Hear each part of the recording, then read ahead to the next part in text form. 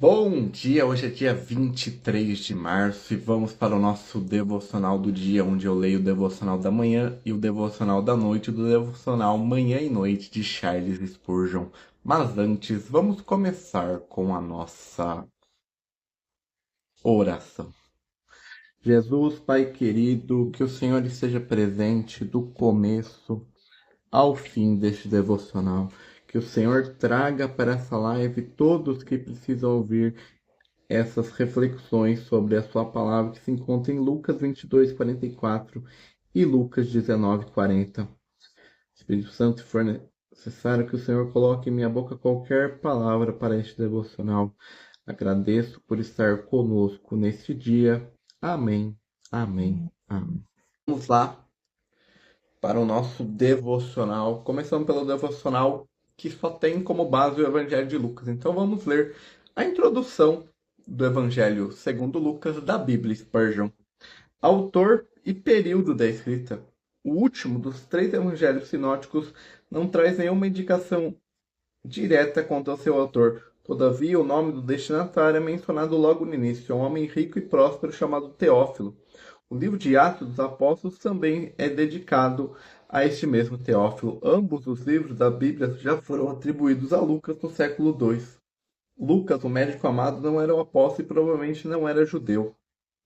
Lucas foi um fiel companheiro e colaborador do apóstolo Paulo por anos. A princípio, Lucas acompanhou Paulo durante sua segunda jornada de Troade a Filipos, durante sua terceira jornada de Filipos a Jerusalém. Finalmente, Lucas acompanhou Paulo quando este era prisioneiro a Roma. Lá ele estava em companhia direta do apóstolo Paulo quando escreveu as cartas aos Colossenses e Filemão. E por fim, ele foi o único a permanecer com o apóstolo quando escreveu sua segunda carta a Timóteo. Com base nessa estreita relação entre Lucas e Paulo, o pensamento que já havia sido mencionado no século II que Paulo estava sugerido no Evangelho de Lucas ao mencionar repetidamente a expressão meu Evangelho. No entanto, essa opinião não é sustentável. O Evangelho de Lucas e os escritos de Paulo têm o mesmo caráter universal, são direcionados não apenas a judeus, mas a todo o mundo inteiro. Não encontramos nada da vocação especial de Paulo no Evangelho de Lucas, nem da preposição do crente em Cristo ou dos mistérios sobre Cristo e sua igreja, que foi especialmente revelada a Paulo. Sendo um médico, Lucas teve uma educação superior que se manifesta a partir da apresentação e estilo de seu trabalho. Ele não era uma testemunha ocular dos fatos.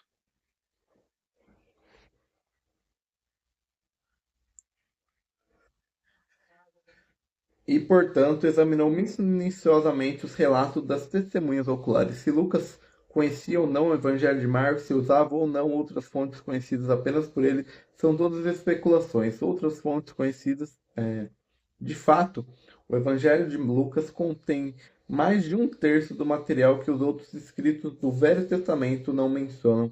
Isso se aplica especialmente aos capítulos introdutórios e à jornada do Senhor Jesus a Jerusalém.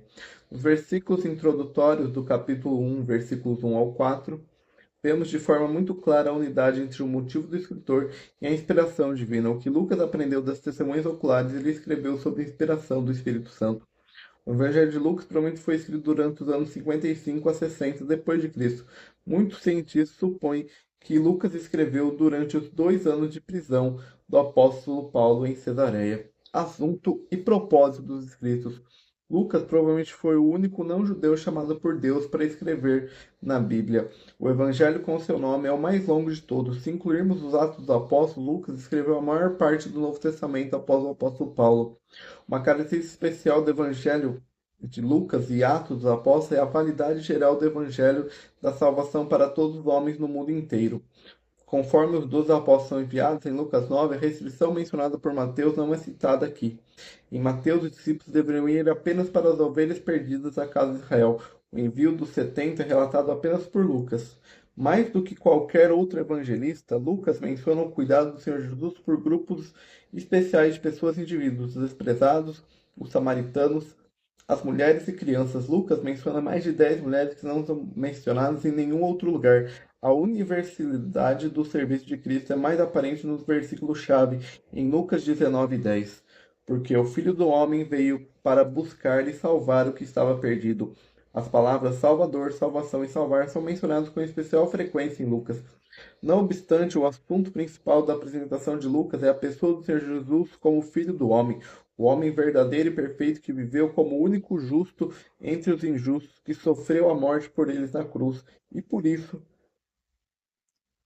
que Lucas descreve em grandes detalhes a encarnação do Filho de Deus, seu nascimento e sua infância, sua obediência a Maria e José e seu crescimento em todos os aspectos. Em sua genealogia, Lucas retoma Adão, o primeiro homem. Essa genealogia é de Maria.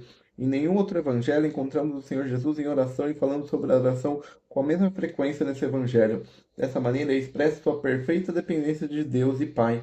A intenção do Espírito Santo nesse evangelho é resumida nas palavras do centurião debaixo da cruz. Certamente este era um homem justo. Peculiaridades, alegria. A palavra alegria é mencionada com mais frequência em Lucas e de maneira semelhante em João do que os outros dois evangelhos. Isso enfatiza que o evangelho é uma notícia boa ou alegre. É especialmente bonito ver que o evangelho começa e termina com essa alegria. Visão geral do conteúdo, a gente vai ler sobre os capítulos 22 e 19. No 19, qual que é o versículo? 40. Vamos ler assim. 29 do versículo 28 ao 48, entrando em Jerusalém e a purificação do templo.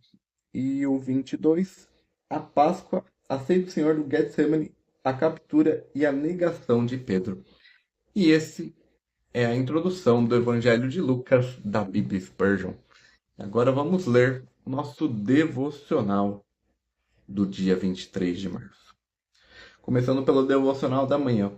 E aconteceu que seu suor se tornou como gotas de sangue caindo sobre a terra. Lucas 22, 44.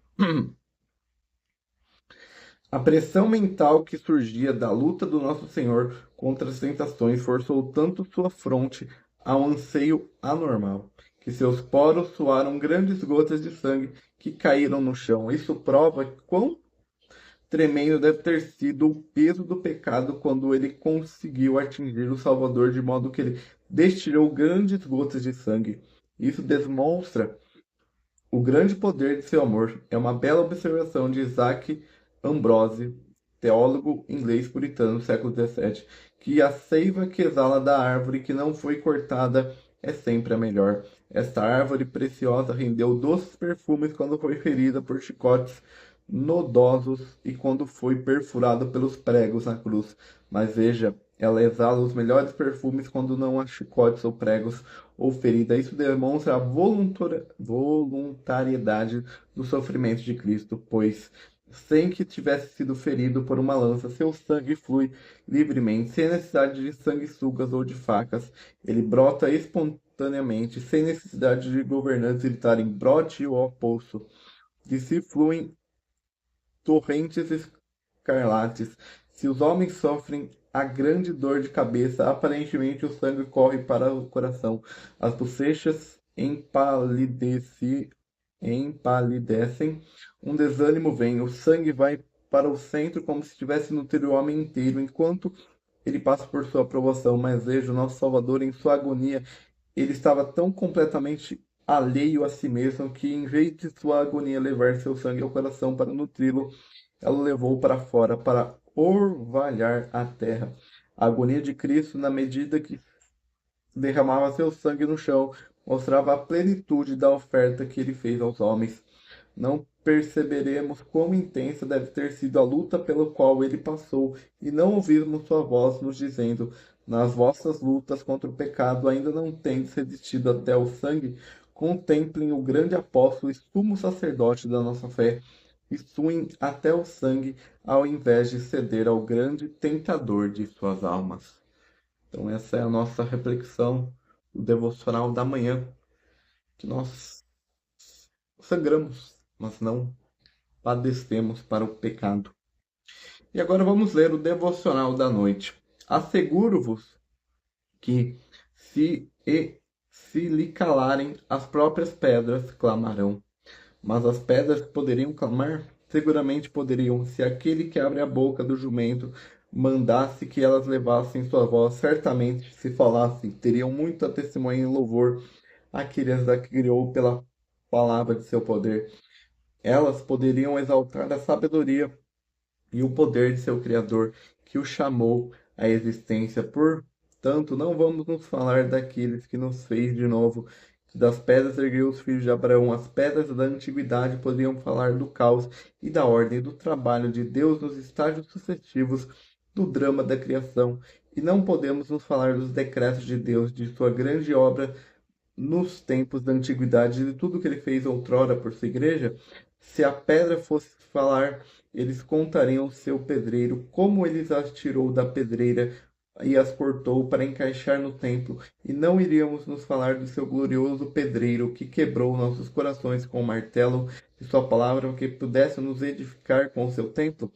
Se as pedras pudessem clamar, elas glorificariam o seu construtor, e que as poliu e as moldou no forte necessário para construir um palácio, e não falarmos nós do arquiteto e construtor que nos colocou em nosso lugar no templo de Deus, do Deus vivo. Se as pedras clamassem, elas tentariam uma longa, longa história para contar por meio de momentos, pois muitas vezes uma grande pedra foi rolada como memorial perante o Senhor.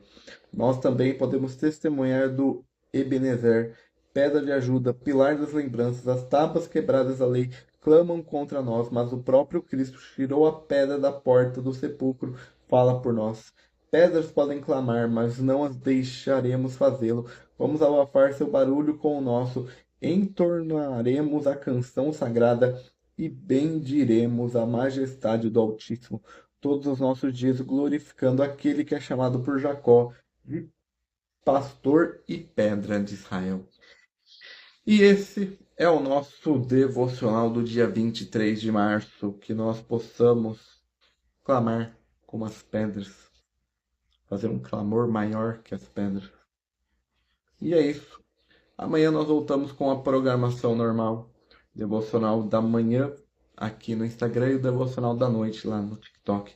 Tenha um bom início de semana, um bom resto de segunda-feira e até o próximo.